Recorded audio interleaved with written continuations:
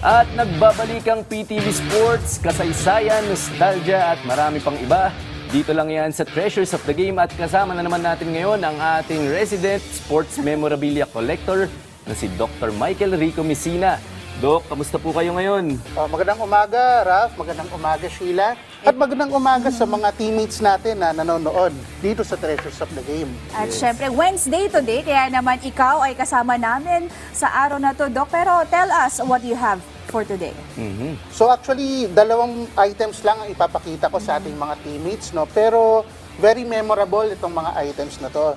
So nitong April, kung maalala mo, Sir Ralph, magkasama tayo doon sa 50 greatest players na gala. Saan nga ba yung ginanap? So merong event sa Quezon City sa isang hotel doon. Doon sinelebrate kumbaga o doon pinarangalan, no, Doc, yung mga bagong salta sa 50 greatest players of all time ng PBA. And syempre nandun na rin yung mga dati nang kasama sa listahan. Isa siyang celebration and granding pagtitipon ng sinasabing who's who of Philippine basketball.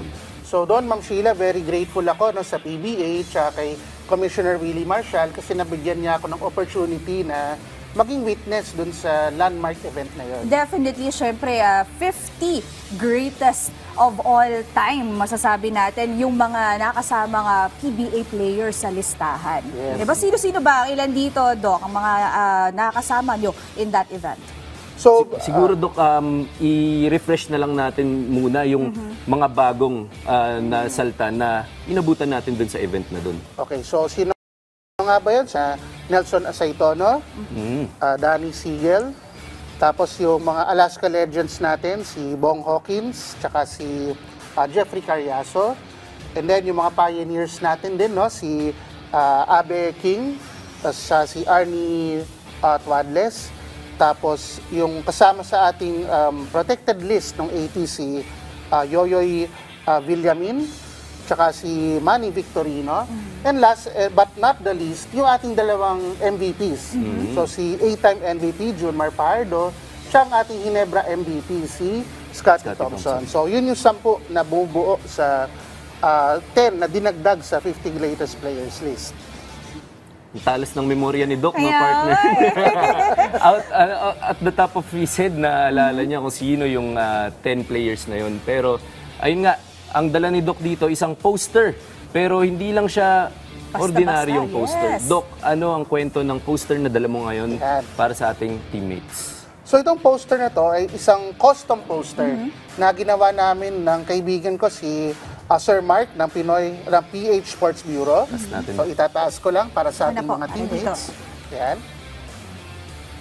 So ito ay isang poster na nandito yung pictures tsaka yung names ng ating mga 50 greatest players. So yung project ko actually, Raf, Sheila, nung pumunta ako doon ay mapapirma yung as much as I can doon sa mga existing na greatest players tsaka doon sa mga dumagdag na players doon sa listahan. So, ang ano naman, ang akin ay mission accomplished. So, lahat ng mga nandun na greatest players ng PBA ay napapirma ko. So, 26 26 na mga napapirma ko lagda. dito sa poster na ito. 20, so more than half na yun, Oo, di ba? So partner, meron no? pa nga ibang players na hindi pa nakakapirma dito. Pero matanong ko lang, Doc, agree ka ba? I mean, with the players na napili, anong reaction mo, anong comment mo, at napasama sila dito, yung mga napasama sa listahan? So, actually, natutuwa ako na yung 10 yun nasama kasi actually, months before, naglalabas ako sa social media nung tingin kong dapat makasama na 10 players. Eh, nagkataon, 10 out of 10 ako dun sa Perfect sa prediction. score! no? Wow! So, happy ako dun sa selection ng PBA. Actually, Ma'am Sheila, yung isang good for me doon kasi binigyan ng pagkakataon yung mga naunang players, yung mga retired players na finally makasama na doon sa listahan. For example, si Nelson Asaytono. So maraming nagsasabi nung 25 greatest pa lang dapat nandun na siya. kasama na. Pero ngayon at least better late than never nakahabol din si Sir Nelson. Isa pang example po sina Arnie Tuadles at Abe King na arguably dapat nakasama nung kundi man nung 20 dapat nung 40. Pero ngayon, at least, nabigyan na natin sila ng magkakataon na mabigay yung honor na dapat para sa kanila. Doon sa 10 players na sinabi mo para sa'yo dapat na makasama, ano ba yung mga naging basihan mo? Bakit napili mo sila to be part of the 50? So, una, syempre... Sino-sino pala ito, mga Doc? Ayun. So, in general po, yung tiningnan ko na criteria para sa akin naman, sa pagpili ko nung mga greatest players ko, una, yung championships. Kasi syempre, kaya naglalaro ang player para maging kampiyon, syempre. Number 2, yung mga awards and statistics ng players. Kasi syempre, doon mo makikita yung productivity ng mga players natin, lalo na sa PBA. Pangatlo, syempre, yung impact. Yung impact niya na naibigay sa liga at saka doon sa mga fans. Parang, for example, yung isang player ba na naglalaro dati, yung mga generation ba ngayon na-appreciate pa rin yung legacy or yung naiambag ng player na yon para sa laro. Ngayon naman, Doc, meron tayong soft rule na in-apply dito sa pagpili ng 50 greatest players of all time. Sabi ni Commissioner Willie Marcial, hindi naman daw siya official na rule, pero generally speaking, gusto nila sana basta nanalo ng MVP, mapasama sa mga ganitong klase ng listahan. Doc, sang-ayon po ba kayo doon? Sa opinion ko po, sang-ayon ako doon kasi sa dami ng mga players na nasa PBA, mahirap maging MVP, na maging numero 1 doon sa daan-daan na player na nandun sa pambansang liga natin. Pero of course, yung isa ring dapat natin i-consider yung kung retired na ba yung player or kung hindi pa.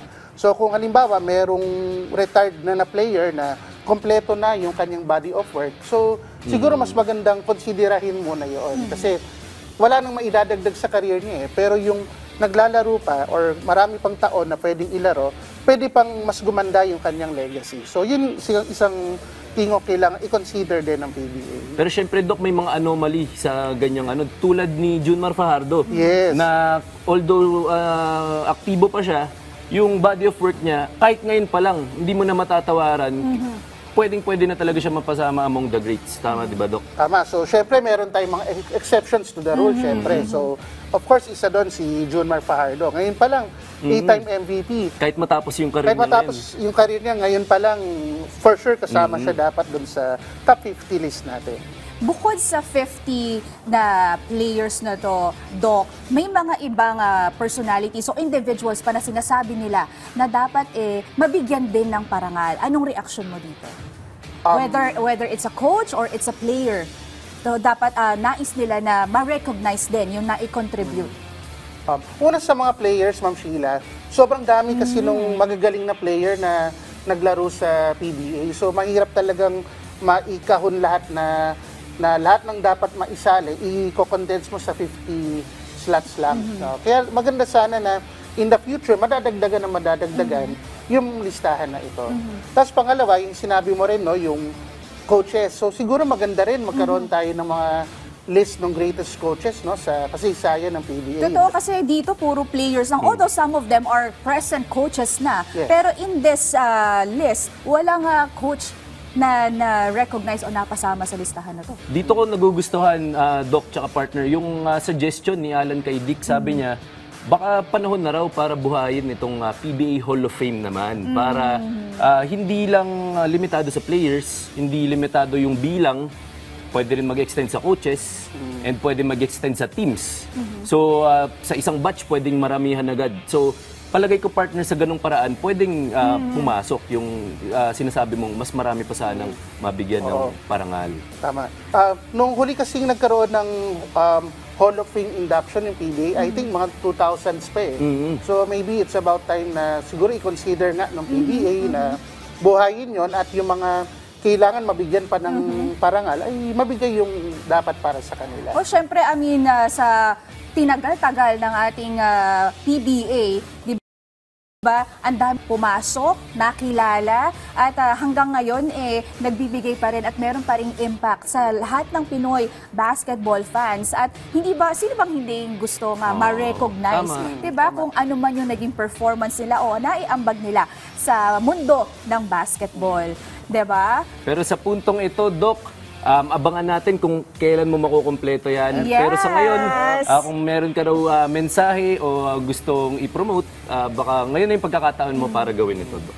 So una po, maraming salamat po sa PBA, Commissioner Willie Marshall, sa pagbibigay po sa amin ng opportunity na makasama po sa Gala Night po ng induction ng ating 50 greatest players, and looking forward po kami na sa mga susunod na mga activities ng PBA na makasama po ulit kami doon.